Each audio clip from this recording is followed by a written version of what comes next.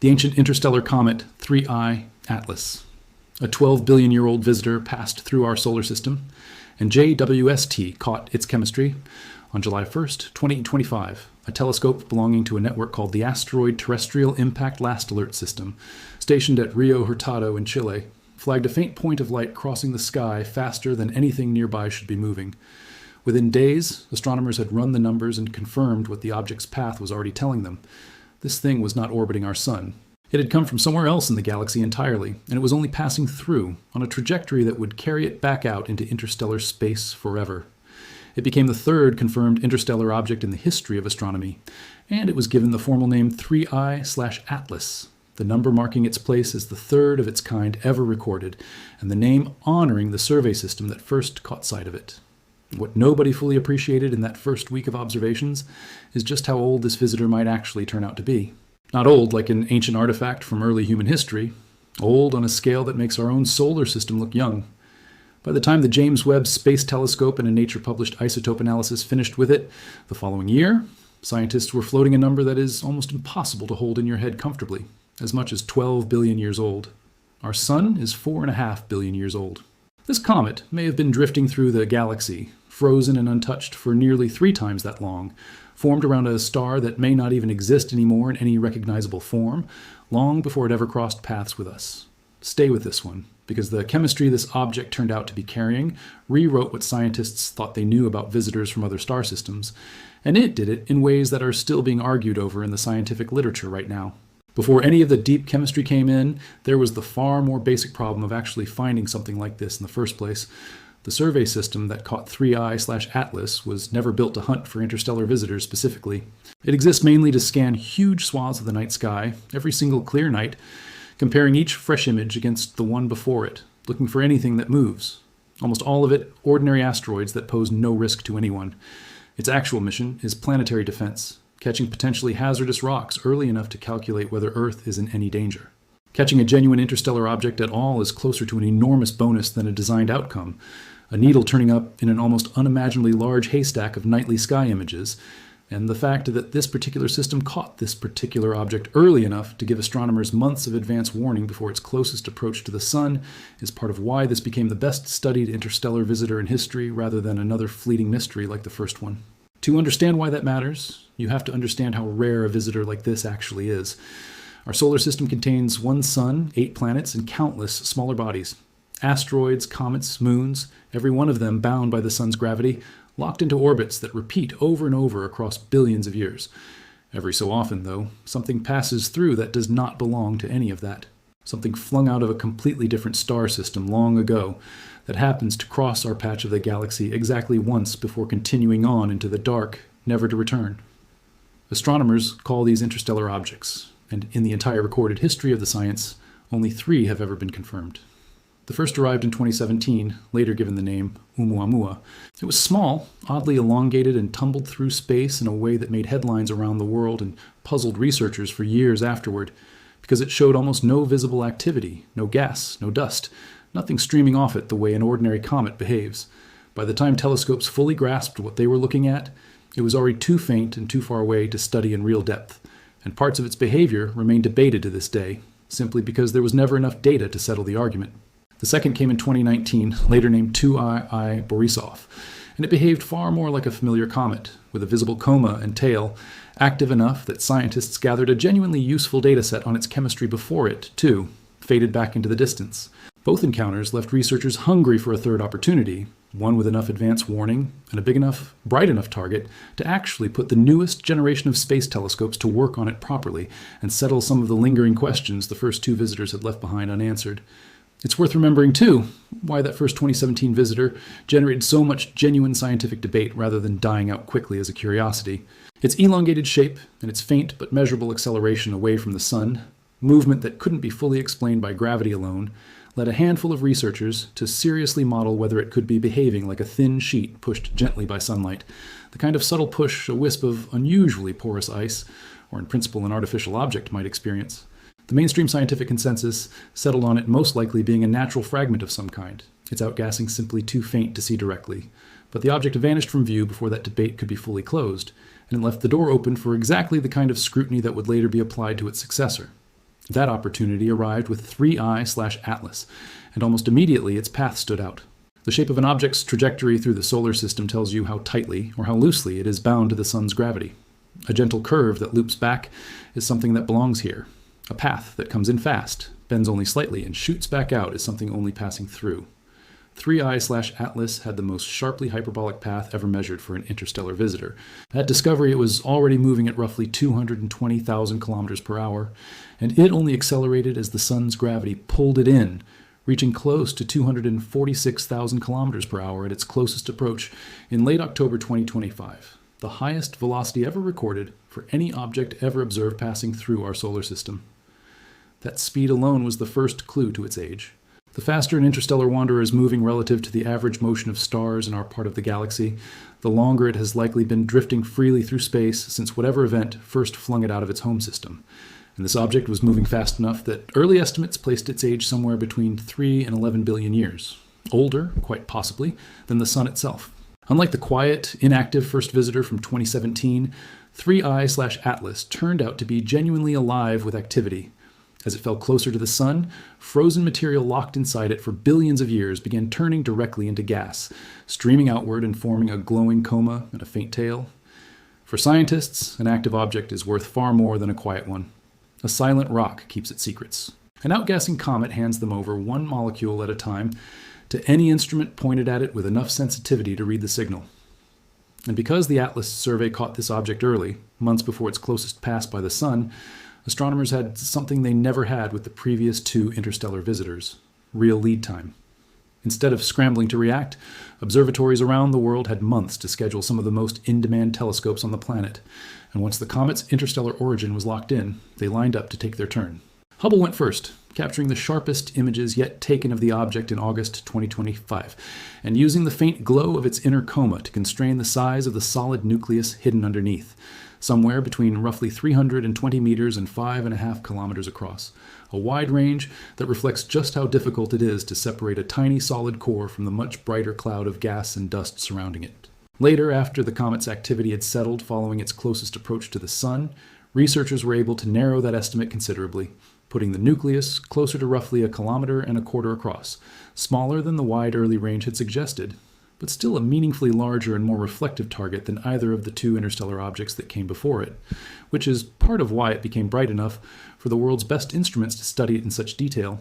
The James Webb Space Telescope locked onto the comet for the first time in August 2025, capturing a detailed chemical spectrum despite the fact that Webb was never really designed to track something moving this fast across the sky, a genuine engineering challenge that required its tracking systems to be pushed well outside their normal operating parameters, just to keep the comet centered in the instrument's narrow field of view long enough to gather usable data. Then, in December 2025, after the comet had swung around the Sun and begun heading back out toward interstellar space, Webb observed it again, this time catching the freshly warmed coma at its most active and its most chemically revealing. What came back surprised a lot of people who study comets for a living.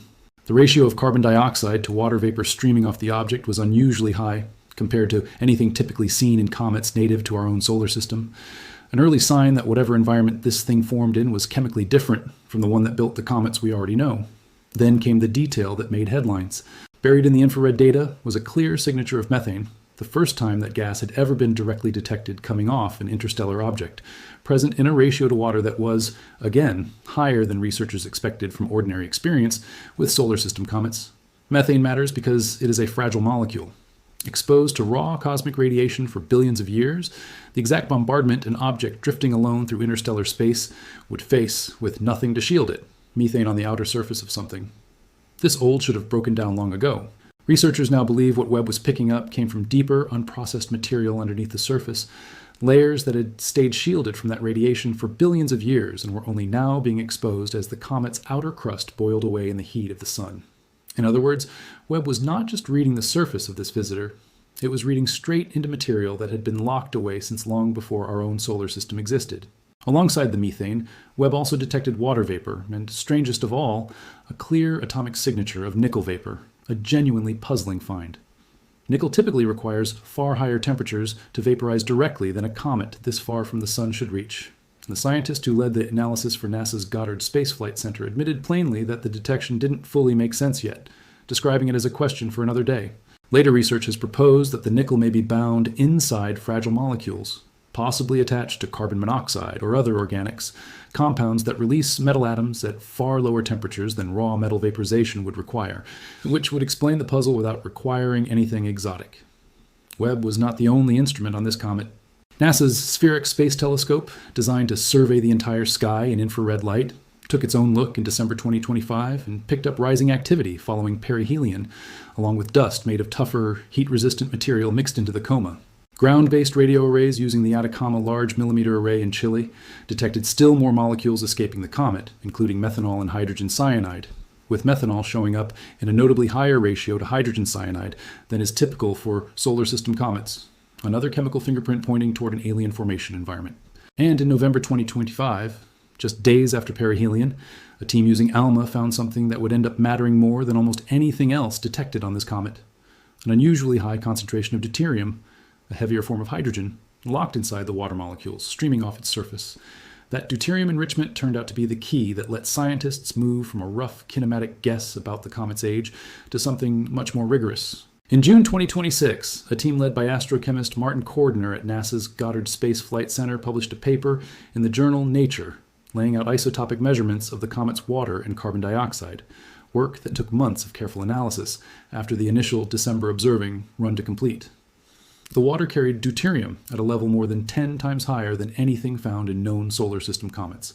The ratio of two different carbon isotopes in its carbon dioxide and carbon monoxide exceeded the typical values found anywhere in our own solar system, and even exceeded what's typically seen in nearby interstellar clouds where new stars are still forming.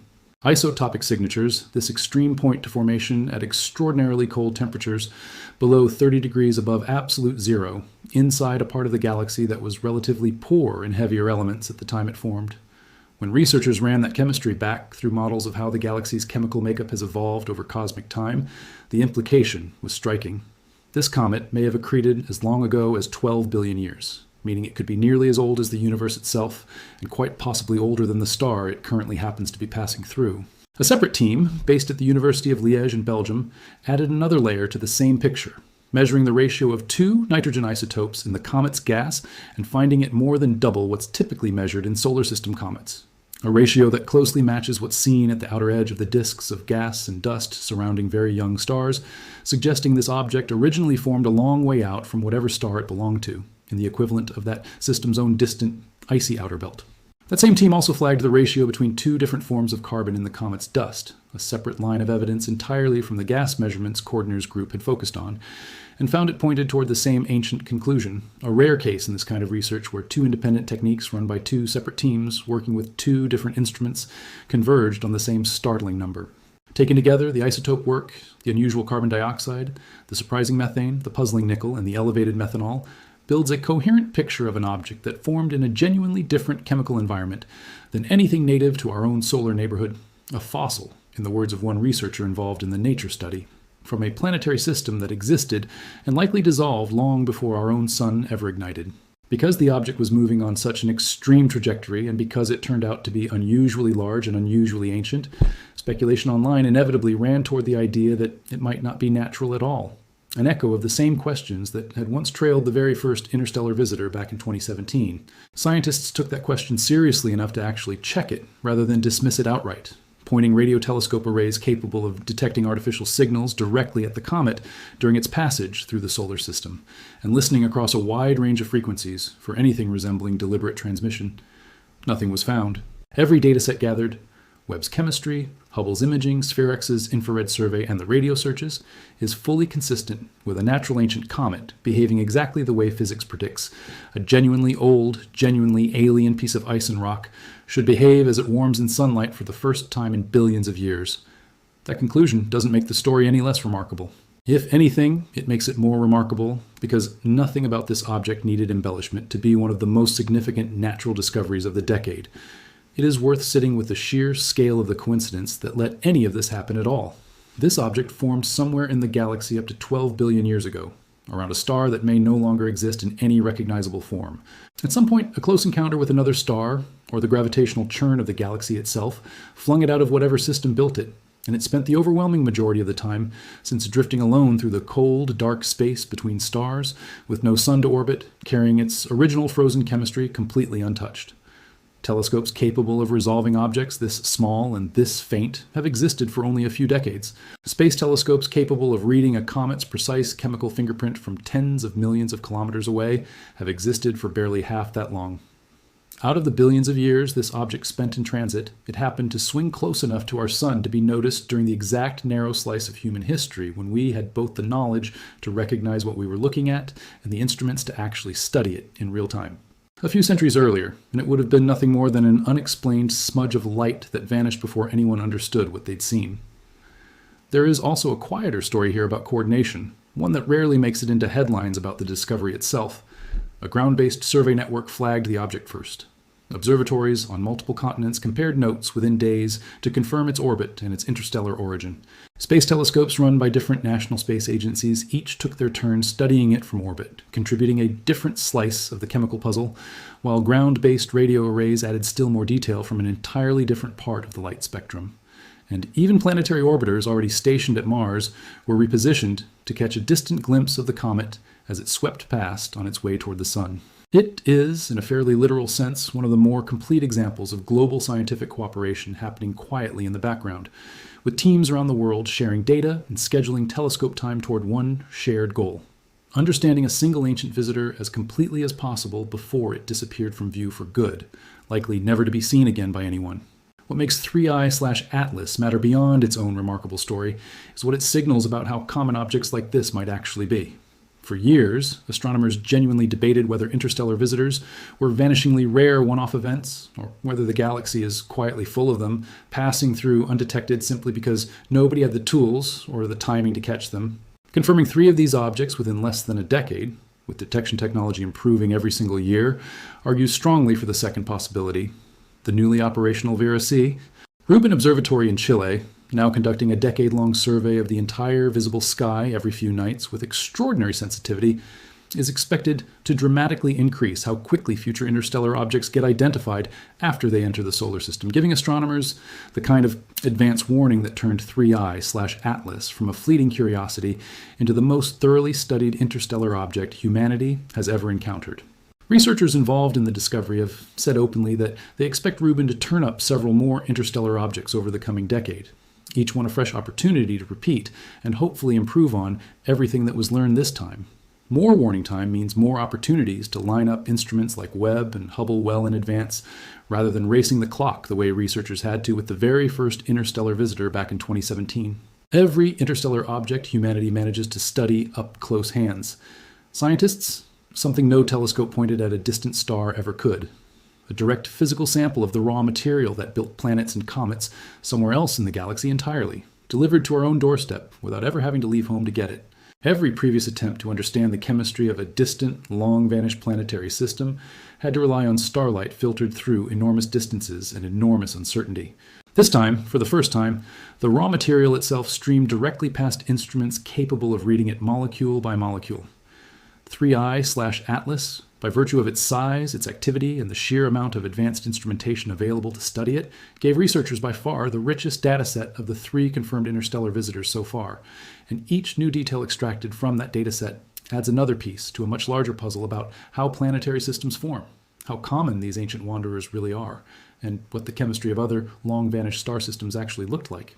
None of this ever posed any danger to Earth at any point during its passage through the solar system. At its closest approach to our planet in mid-December 2025, 3I/Atlas stayed nearly 170 million miles away, close to twice the distance between the Earth and the Sun, well outside any range that could plausibly be called a threat. And by then, it was already on its way back out, retracing the same hyperbolic path that brought it in, accelerating away from the Sun at the same staggering speed it arrived with. It swept past the only star system it will likely ever pass this close to again, warmed for the first time in billions of years, released a fraction of its ancient chemistry into space for our instruments to catch, and then continued on, heading back into the emptiness between stars, carrying whatever remains of its original material toward a destination and a timescale that has nothing to do with human history at all. So where does that leave the story, now that the comet itself has faded back into the dark it came from? What began as a single flagged point of light on a survey telescope in Chile turned into the most thoroughly chemically characterized object ever to visit our solar system from outside it. A comet whose water carries more heavy hydrogen than anything native to our own cosmic neighborhood, whose carbon and nitrogen isotopes point to an origin in a colder, more metal-poor pocket of the galaxy than anything that built our own sun, and whose age, by the most rigorous estimates scientists currently have, may stretch back as far as 12 billion years, deep into an era of the universe often called cosmic noon, when star formation across the galaxy was at its peak and stars were being born and dying in numbers the modern universe will never see again. Whatever star originally warmed this object no longer exists in any form we could recognize. The planetary system it may once have been part of, if it ever had planets at all, is gone, scattered or consumed long before Earth itself had finished forming. And yet, a fragment of that vanished world drifted in near total silence across an almost unimaginable stretch of the galaxy for a span of time longer than complex life has existed on this planet, until it happened to cross paths with a species that had, only decades earlier, finally built the instruments capable of reading its chemistry and recognizing it for what it was. It did not stop. It was never going to stop. It simply passed close enough, for one brief astronomical moment, to let us look directly into material that has been waiting, frozen and untouched, since long before our sun was anything more than a cloud of gas beginning to collapse under its own gravity. And then it kept moving, back out into the dark, carrying the rest of its ancient story with it, into a part of the galaxy no telescope built by human hands will likely ever reach.